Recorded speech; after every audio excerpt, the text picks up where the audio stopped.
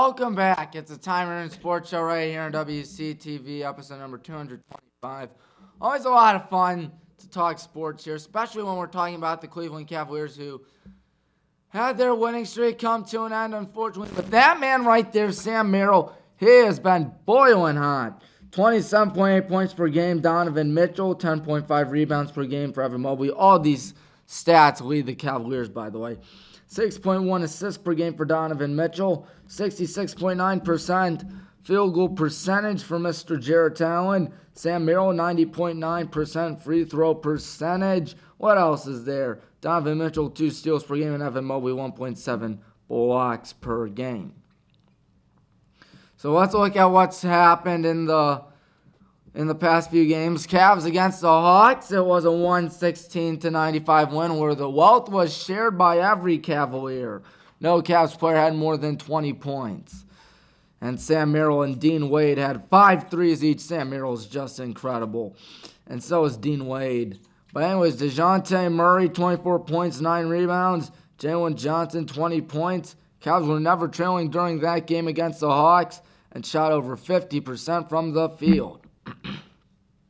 Then you had the Cavs against the Orlando Magic, or as I like to call them, the Orlando Tragic, because the Cavs easily decimated Orlando 126-99.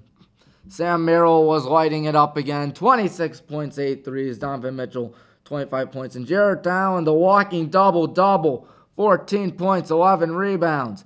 Paul Banchero, 18 points. Franz Wagner, 17 points. Again, the Cavs were not showing at all during the game and shot over 50% again, this time from three-point land. And then the Cavs against the Bucks. Like every good thing, it came to an end, the winning streak, with a 126-116 loss in what was Doc Rivers' first game as coach of the Bucks. Giannis Antetokounmpo, how about him? He had a triple-double. Good Lord, 35 points, 18 rebounds, 10 assists. And Damian Lillard, 28 points, while Chris Middleton had 24 from Milwaukee. For the good old Cavaliers, let's see what they did. You had George Niang with 14 points and 2 threes. Sam Merrill had 12 points and 4 threes. Donovan Mitchell, 23 points. And Jarrett Allen, I'm telling you, the human double-double, 21 points, 12 rebounds. But otherwise, that was it. The Cavs' winning streak came to a screeching halt, unfortunately.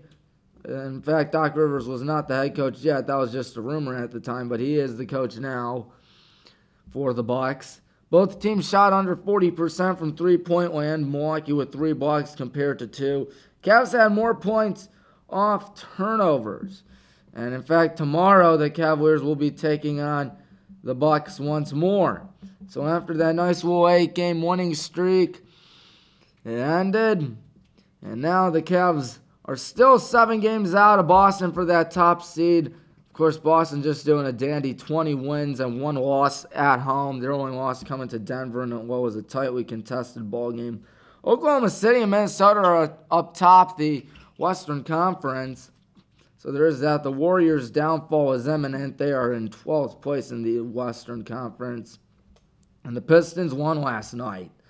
I know, I don't believe it. The Pistons won last night. Who would have thunk it? You know who also would have thunk it? Tommy's picks. Oh boy, not too many boys basketball games happened over the weekend, mainly due to the fact that it was snowing. I know you can't tell anymore because it's 50 degrees, and hopefully spring will be here sooner rather than later. But anyways, let's show those picks. Everything's right there. St. Ignatius won over Lutheran West, 76-64. Lutheran West loses for the first time this season. Avon Lake beat Bremen Park 70-63. And then in girls basketball, I missed another Highland Hornet win because, unfortunately, that's just how it rolls in the world of D3 sports. So there was that. But anyway, 72-45 win for the Hornets. Copley beat the lights out of Roosevelt 64-20. And then there was Brush beating Richmond Heights 68-29. What else? Mentor beating Brunswick 42-40. Strongsville, my lock of the week, taking down Cleveland Heights 70-38. Magnificat beat Green 63-54. Solon Downs Twinsburg 53-43. And St. Vincent St. Mary took down Streetsboro 61-44.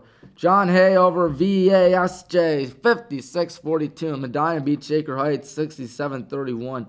And oh ye gods, 57-8 trouncing by the Euclid Panthers. I can't believe that. Usually teams score more than 8 points in a game. That's hard to believe.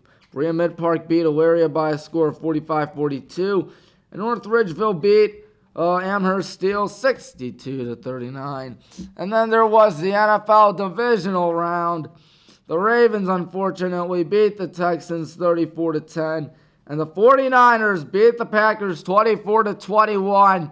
Packers had an opportunity to at least tie the game out at a Levi's Stadium out in Santa Clara. And then Jordan Love did the one thing you never do. Brett Favre learned it the difficult way during Bounty Gate when he was with the Vikings, thrown across his body, and it went right to the Green Bay Packers San Francisco 49ers, 49ers for the game-ending interception. Similar stuff happened the next day when the Lions played the Buccaneers. Baker Mayfield trying to get something cooking, except he didn't throw it across his body this time.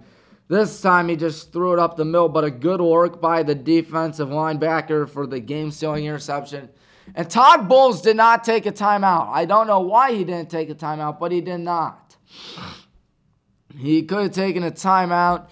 Detroit kneeled it down with like 38 seconds left. If I were Todd Bowles, I'd burn a timeout, pray that the kicker misses, and then try it again. Baker Mayfield is not that bad. How many times do you have to stress that out, folks? Baker Mayfield's really good.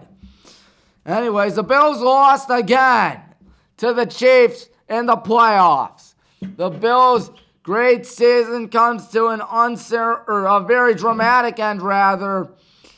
44 yards out for Tyler Bass. Wide right, part 2. Oh my goodness, wide right, part 2. Unbelievable. I don't believe it. That is just hard to believe that the Bills have just lost another game. It's another game. That's hard to believe.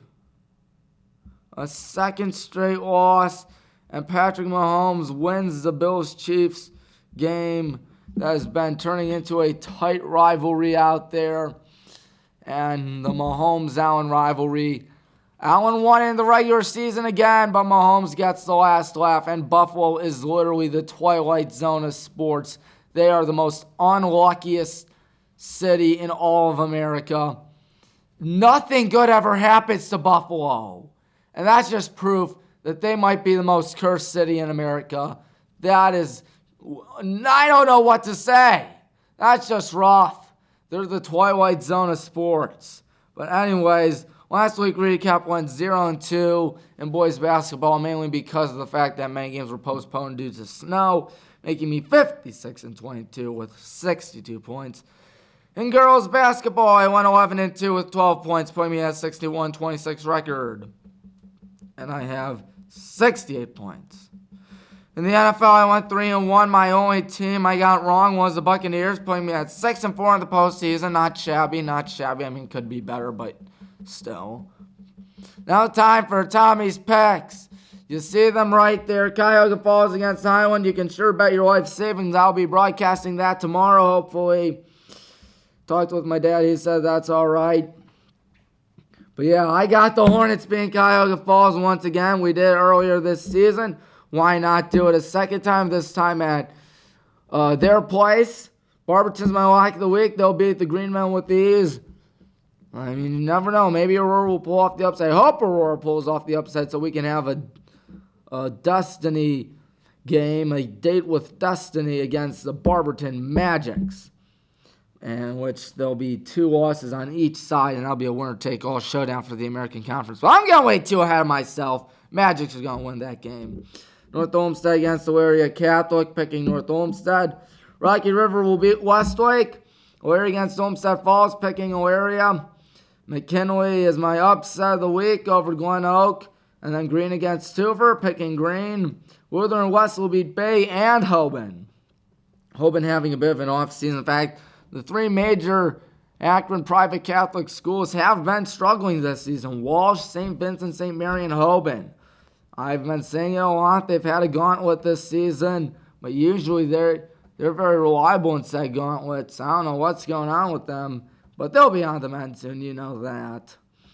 And then you have Holy Name beating Normandy. Midview will beat Avon Lake, Brea Mid-Park over Amherst. Stowe over Nordonia. Brecksville against Twinsburg picking the Bees. Louisville against St. Ed's. Yep, the Leopards. And then St. Ignatius. That's right, St. Ignatius against Lutheran East picking St. Ignatius. High school girls basketball. Cuyahoga Falls against Highland. We ought to win that. That'll be a part of a doubleheader on Friday. So tomorrow I might actually get to do a girls basketball game for once for the Hornets. Finally. Man, oh man, when BW games happen on Wednesdays and Saturdays, it's always rough and tough, but finally a Friday game, so I'm looking forward to that. Copley against Revere picking the Indians. They've been on a tear this season. They are running away with the American Conference for the second year in a row. Hudson against North Royalton picking North Royalton. Here's an upset. Mentor going to beat John Hay. And Lakewood will beat Buckeye. Massillon Washington over Harding. Glen Oak will beat Hoover. Here's the lock of the week. Louisville against Marlington, picking Louisville. The Leopards should come away with a win there. They got good boys and girls basketball programs. Shaker Heights against Strongsville. Strongsville's having a good season. I'm picking the Mustangs. Medina against Euclid, picking the Medina Bees. They are also having a great season. Stowe against Nordonia, picking Stowe. Sloan will beat Wadsworth. Green is going to beat Lake. And then there's Streetsboro against Jackson, picking Jackson. And then there's Canfield against Talon, picking Canfield. And then Riverside against the Kenston Bombers, picking Riverside in a must-win game for both schools. I will be the first to say that. And then there is the NFL Conference Championship games. Hard to believe that they're here, I know. Hard to believe. But they are here. And they are going to be very exciting, folks. AFC, Ravens, Chiefs. Either way, Cleveland loses. Either way, all of America loses. I got the Chiefs winning. We'll have 2 more weeks of the Chiefs shenanigans and all that stuff. And then the 49ers against the Lions. The Lions have a chance to do something they've never done before. Make a Super Bowl. This is just the second time in their history since the merger, really, that they've made to a conference championship game. They lost to the Commies back in 92. Fast forward 32 years later, here they are with an opportunity to make the Super Bowl against the 49ers. This has been a team of destiny. It's been unbelievable watching them. I gotta go Lions. They have a good shot at the Super Bowl. Who would thunk at the beginning of the season? Dan Campbell, a gutsy coach, and he has really led them to glory on the field. And he is just a great coach, and honestly, Detroit's very lucky to have him. I'm just saying.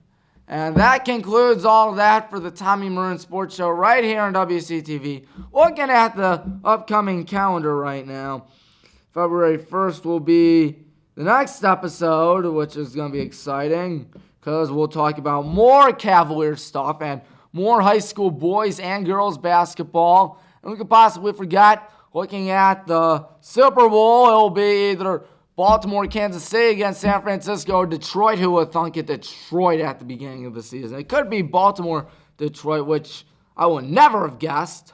I mean, Kansas City, everyone guessed. San Francisco, everyone guessed. I got to pull up something, folks. I think I said Chiefs 49ers at the beginning of the season. Let me see. Whoops, I passed it. Sorry about this. Where is it? Chiefs over 49ers. Here is proof. Super Bowl 58. Right there. We'll back out a little bit. Yep, Super Bowl 58. Chiefs over 49ers. And this is indeed Super Bowl 58. So if I get it right, you heard it from me first. You heard it from me first. Well, folks, that's it. We're done for the day. Until next week, I'm Tommy Maroon. Thank you for watching. I'll see you then. See you on WHBW. See you on WBWC, 88.3 FM The Sting, or WCTV, regardless of whatever station it is. I'll see you there. Goodbye, everybody.